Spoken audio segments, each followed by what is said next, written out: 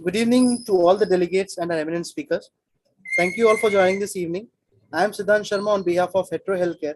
Welcome you all for webinar on the introduction to bempedoic acid, non-statin lipid lowering agent in the management of uncontrolled LDL-C. As you know, lifestyle disease in our country is on rise and is surprisingly moving towards a chronic stage. We at Hetero Healthcare has always been at forefront along with your site to deal with such ailment. This evening, our esteemed and experienced doctors will share their experience on the subject. Before proceeding further, let me take the privilege to introduce to our eminent panelist. Dr. Ravindra Sangolkar. He is a consultant interventional cardiologist at Sangolkar Heart Care Center. He is a consultant cardiologist in Care Hospital, Hyderabad. Also glad to introduce to our second panelist, Dr. Narde. He has done a fellowship in ECO as well as more than 10 years of experience in the field of medicine and critical care. So I welcome Dr. Alok Narde and invite him to take over the session.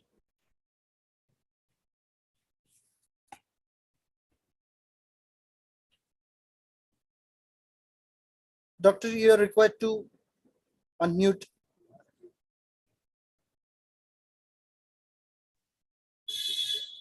Thank you, Siddhant, for the kind introduction. Am I audible to everyone?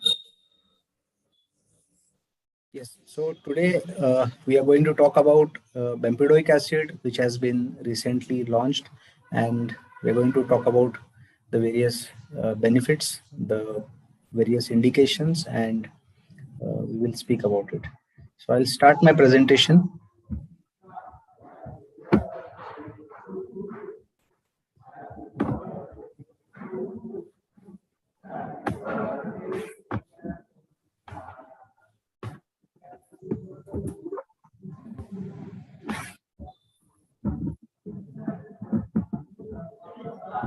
Yes. So as we all know, dyslipidemia has a major impact on the cardiovascular morbidity as well as mortality. So the burden of dyslipidemia in the urban population, as we can see, is around 25 to 30%, and in the rural areas is around 10 to 15%, which is rapidly increasing.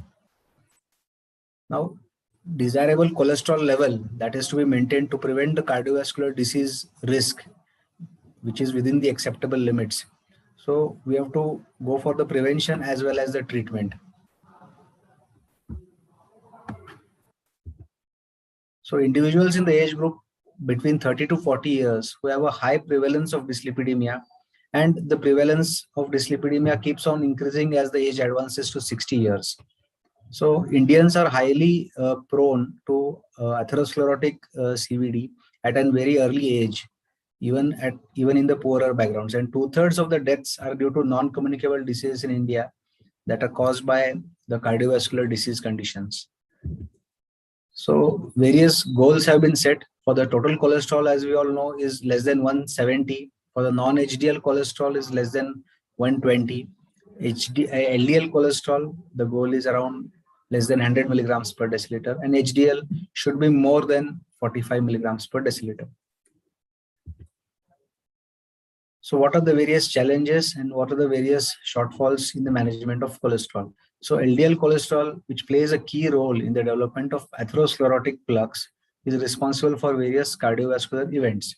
And in many patients with hypercholesterolemia, the recommended guideline levels are not met despite optimum treatment with the currently available statins, either because of intolerance or poor patient adherence or inadequate treatment, and thus they remain at a high risk of cardiovascular diseases. This is as per the European Society of Cardiology 2021.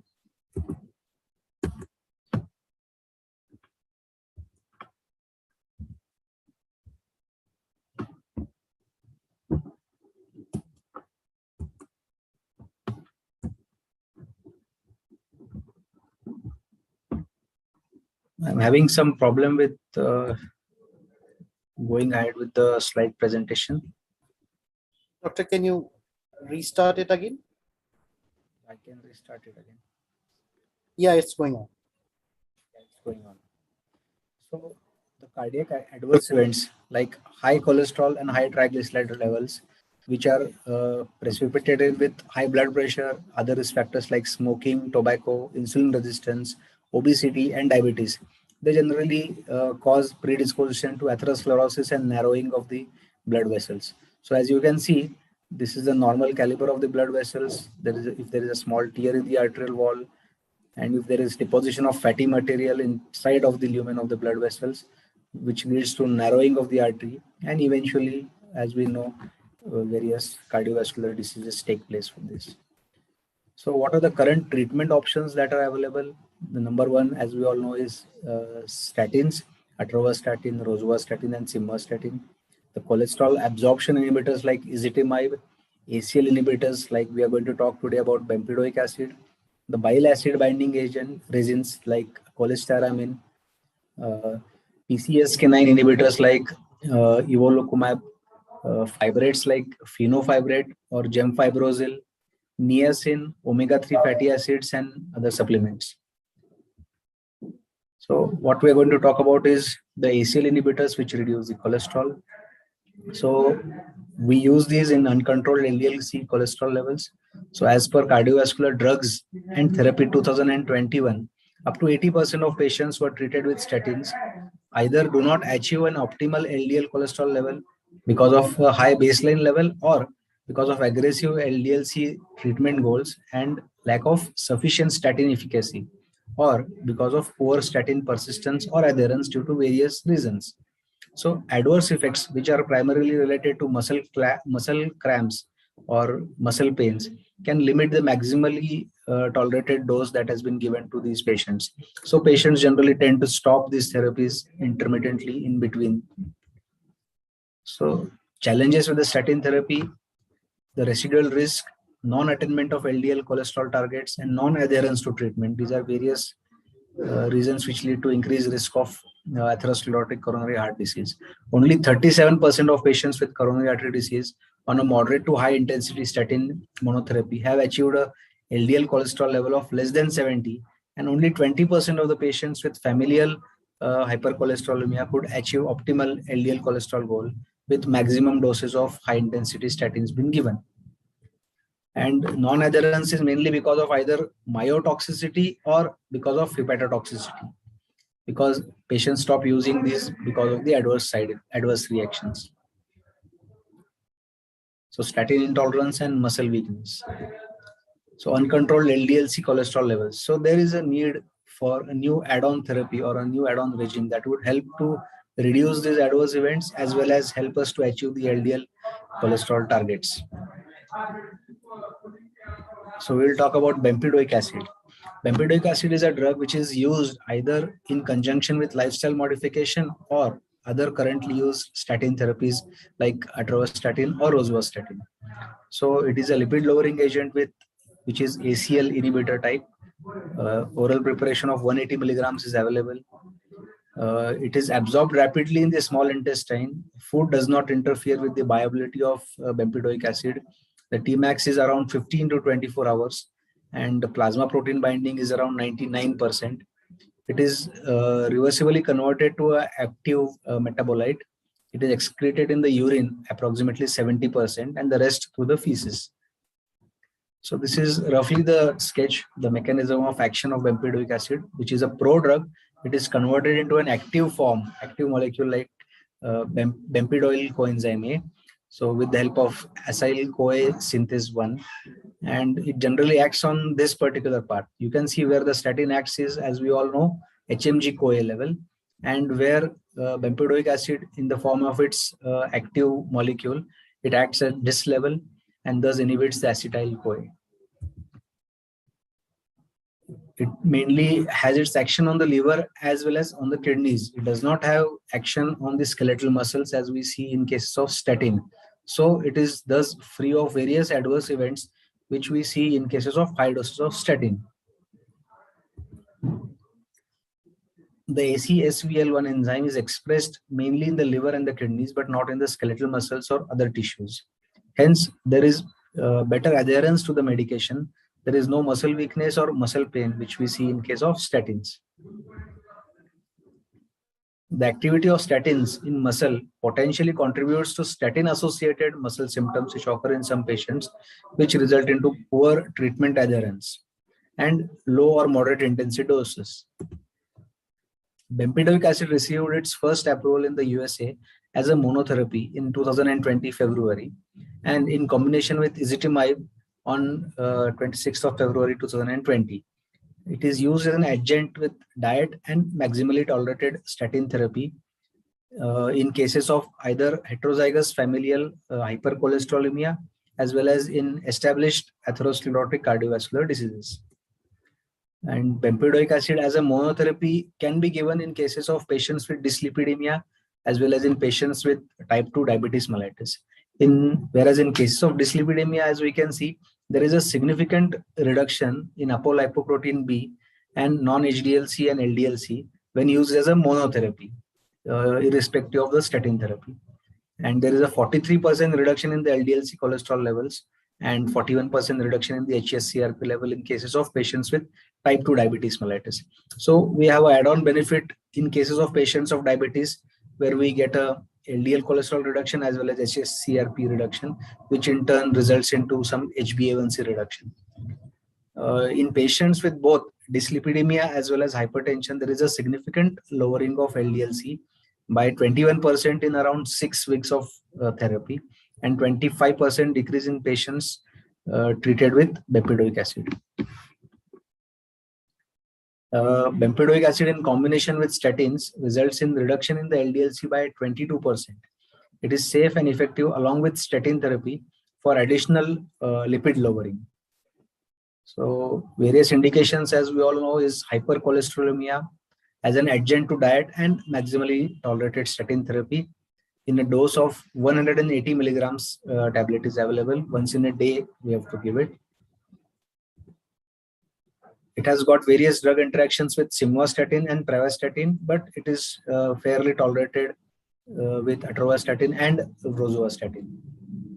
And the various trials as pertaining to pregnancy, lactation, and in pediatric age group are not yet available. So the safety and efficacy is not yet established in these cases. So we differ using them in pregnancy, lactation, and in pediatric population. Various adverse reactions which are seen commonly with bempedoic acid are upper respiratory tract infection, muscle spasms, especially these are very trace, but hyperuricemia can be seen. So we need to monitor these patients with uric acid levels. Certain amount of back pain and abdominal discomfort can be experienced. Anemia and elevated liver enzymes are possible. So we routinely have to screen patients at least for the uric acid levels. Elevated uric acids have been seen. So various clinical trials we'll talk about now. So the clear SERENITY trial, wisdom trial. So the clear SERENITY trial. The aim was to see the efficacy, safety, and tolerability of bempedoic acid 180 milligrams in these cases versus the placebo in patients who are statin intolerant. So 345 patients were taken up, hypercholesterolemia, and the mean age was around 65.2 years. The conclusion was bempedoic acid was safe as well as well tolerated, and the most common muscle-related adverse events and myalgia, which occurred in 4.7% of patients who received bempedoic acid, which is quite less as compared to statins. And in the clear harmony trial, 2,230 patients were taken, of whom 1,488 were assigned to receive bempedoic acid, and the remaining were given placebo. So in a 52-week trial, treatment with bempedoic acid added to the maximally tolerated statin therapy and did not lead to any higher overall incidence of adverse events as compared to placebo, and which led to significantly lower LDL cholesterol levels. In clear wisdom trial, the effect of bempedoic acid versus placebo was added to maximally tolerated statin therapy on low density lipoprotein cholesterol. So 779 patients were enrolled in this, and patients of heterozygous familial hypercholesterolemia or atherosclerotic cardiovascular diseases or both. So among the patients at high risk for cardiovascular diseases, the addition of bempedoic acid as compared to placebo resulted in a significant lowering of LDL-C over a period of 12 weeks. In the clear TRANQUILITY trial, 269 patients were enrolled, of which 181 were assigned to the bempedoic acid group, and it was seen that it was well tolerated, and it provided an oral alternative therapeutic option in addition to or a complementary to ezetimibe in statin intolerant patients especially. So these are the various graphs which compare these various trials and the number of patients which were enrolled. So maximally tolerated statin therapy background as well as low or very low or no statin therapy background. All these trials together have concluded that atherosclerotic cardiovascular disease patients and familial hypercholesterolemia patients, we can use it for the we can use bempedoic acid for the primary prevention as well as in cases of statin intolerant patients. So various important highlight features, like if there is renal impairment, there is no need to adjust the doses initially, but these studies have not been yet performed on patients who are on end-stage renal disease, as well as the same thing is true in cases of hepatic impairment, where dose adjustment is not necessary initially, but it has not yet been studied in patients with Child-Pugh class C. In all patients, we need to assess the serum uric acid levels whenever they are clinically indicated or whenever the patient is having symptoms pertaining to joint pains or otherwise. And patients who have got prior history of gout, we have to be more vigilant. Either we can we can test the uric acid levels while initiating the bempedoic acid therapy. And in people who are more than 60 years, who are taking corticosteroids or fluoroquinolones, or with concomitant renal and hepatic involvement, we have to be more watchful. And patients who have got a potential history of tendon rupture, we need to be more cautious. Breastfeeding, pregnancy, generally we tend to avoid, or if the patient becomes pregnant while on this therapy, we need to discontinue bempedoic acid. And patients who, if they are at all taking simvastatin and pravastatin, which is not very commonly used in our scenario, then we need to discontinue either. So the objective was to conduct a pooled analysis of phase 3 randomized clinical trials of bempedoic acid versus placebo. So 1198 patients were enrolled and 180 milligrams of bempedoic acid was given. The primary endpoint was to see the percentage change from the baseline LDL-C cholesterol at 12 weeks. And there was in moderate and high intensity statins or without any statin therapy patients, it was associated with reduced LDL-C cholesterol levels as compared to placebo in patients of hypercholesterolemia with acceptable safety profile. Now, bempedoic acid in type 2 diabetes, pre-diabetes, and in normoglycemic patients, 3,621 patients were enrolled with 180 milligrams of bempedoic acid for about 12 to 52 weeks. So bempedoic acid for up to 1 year did not worsen the glycemic variables, and it increased the incidence of, it did not worsen or did not increase the incidence of new onset of diabetes as compared to placebo. Rather, it reduced the HbA1c by 0.12 and by 0.06% in cases of diabetes as well as pre-diabetes. So it is very safe to be used in cases of diabetes patients. So in conclusion, it is a novel lipid lowering agent which inhibits the ACL enzyme. It is used as an add-on with maximally tolerated statins, or in cases where we have to achieve the desired LDL-C cholesterol targets. It reduces the apolipoprotein and high sensitive HSCRP levels, and it is safe and does not cause myalgia and minimal drug-drug interactions with statins. Thank you, and that is about it. Dr. Ravindra sir, thank you very much, Alok sir, for giving this insight. We would like to know from the cardiac perspective in terms of prevalence and what are the challenges you see with statins in the clinical practice, as well as where do you see the bempedoic acid can be seen in the near future. Over to you, Dr. Ravindra. Actually, it was very nice presentation, brisk slides, and it covered a majority of things, and it also stressed upon one single most important thing is LDL. We do lipid profile, we do this triglycerides and that, niacin was used, fenofibrates was used. Ultimately, it boiled down to LDL, LDL and LDL and LDL. That's it. You have to just chase LDL. And from cardiology perspective, I would say that I would like to see more intensive use of statins first. Obviously, these are time-tested drugs. These are there for decades now. And this rosuvastatin 40 mg, atorvastatin 80 mg, that is the dose we should start whenever there is a clinically indicated condition which needs statin. That should be the dose, not 5 mg or 10 mg or 20 mg. And then if patient is able to tolerate, well, we can continue it. If patient LDL is getting to the target level, well and good. And if either of these is not working, either patient is not able to tolerate drug or patient is tolerating, but you are not able to get LDL under control, then your ezetimibe and now bempedoic acid is like one of the extra weapon you have. But there is no alternative to statin. Over to you. If you're saying that it is not alternative to statin, so in a specific class of patient where the statin do causes muscle-related weaknesses. So how much percentage? So it can be basically used as a like a titration drug, where you start statin, patient is not able to tolerate, you reduce statin, and then you add bempedoic acid as an additional drug to the statins. There will be very few patients will not tolerate any dose of statin at all. So this is really a rare scenario.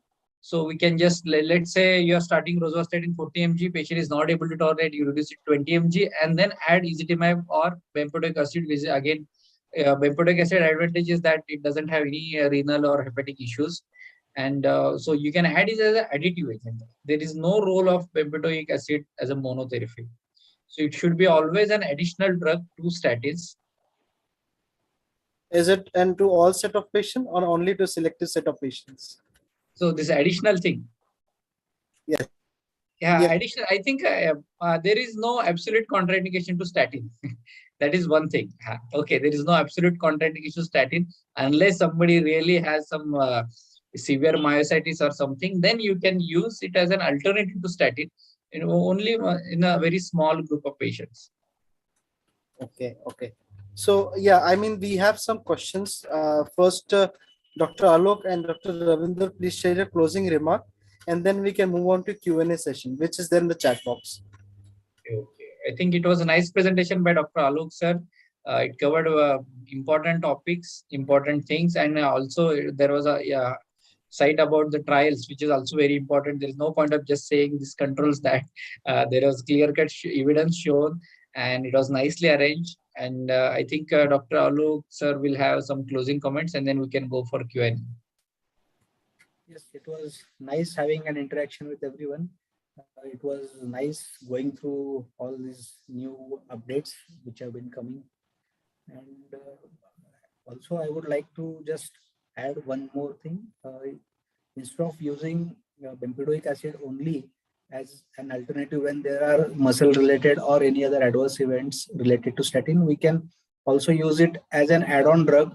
Maybe after using ezetimibe, if our LDL-C goals have not been met, maybe that is a time when we can try to add bempedoic acid as an add-on, definitely not as the primary drug. Thank you, doctor. There are some questions in the chat box.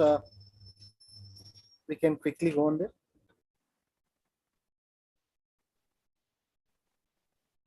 First one is how many percentage have observed uncontrolled LDL level, and can bempedoic acid be used as a monotherapy? So percentage, I don't know, because it's really difficult from your own clinical practice. But yes, a fair number of patients have uncontrolled LDL level. And the second part of question is, can it be used as a monotherapy? So my sincere answer will be no, it should not be used as a monotherapy. It should be always an addition to statins. Whichever dose patient is tolerating, use that dose of statin and use bempedoic acid as an additional drug. Right. Second question, I think Dr. Alok sir can take on. Any post-COVID complications in lipid profile observed? Yes, post-COVID, lot of patients we see who present with various cardiovascular diseases, and definitely their lipid profile is deranged. But I do not have a percentage as to what percentage of patients, but definitely there is a significant number of patients and a big surge in number of patients who come with some cardiovascular as well as cerebrovascular events following COVID, especially if they have not taken some anticoagulation following their initial COVID infections. So if they have not taken dabigatran or any other anticoagulations, definitely these complications are more on the rise and they are still presenting. So definitely these patients are having a elevated LDL cholesterol as well as some alterations in the lipid profiles.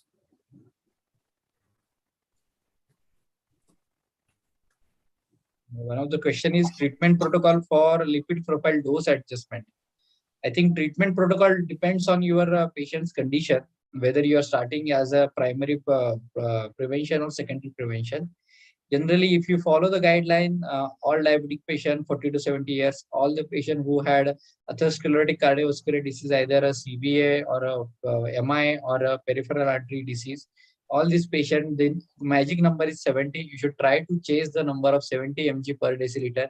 Preferably, even nowadays, they say a 50 target should also be there, because it has found that at 70, there is generally some degree of plaque stabilization.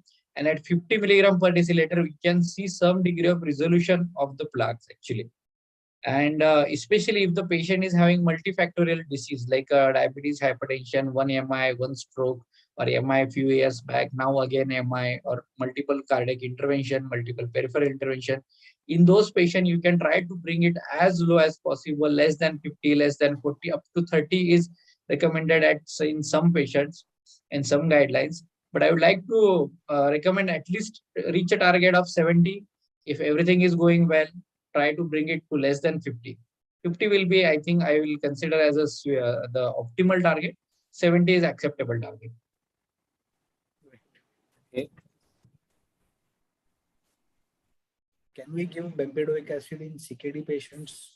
I think no, the trials have not yet been established which give us evidence. So we should refrain from using it in CKD patients.